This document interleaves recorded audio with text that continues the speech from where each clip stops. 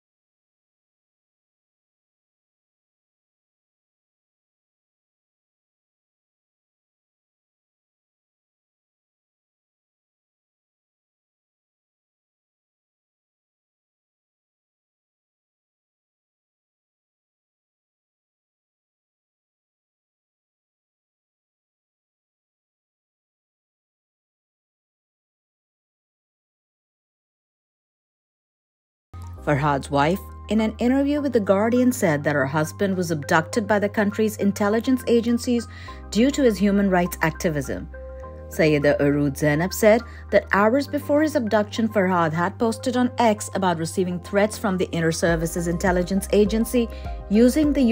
euphemism "the company" to describe it. Quote, "It is not a matter of recovery of one man, it is now a matter of recovery of the entire nation," Justice Mohsen Akhtar Kiani said as he sought to understand and record the role of Pakistan's wayward intelligence agencies. He added that going forward, the High Courts will directly deal with cases regarding missing persons and hearings will be televised live on national television. Inspector General Islamabad, in an important statement before the Islamabad High Court, claimed that according to the CDR, Farhad's cell phone could be traced to Malam Jabba in the Swat Valley. The Islamabad High Court has summoned the Defense Secretary and the Sector Commander of Islamabad on May 29. Investment in Pakistan has touched the lowest ebb of the last 50 years, falling to just 13.1% of the size of the economy in the outgoing fiscal year, despite efforts by the Special Investment Facilitation Council, according to figures approved by the National Accounts Committee. This means that investor confidence is low, the economic environment is difficult, and economic management is poor, all made worse by political instability,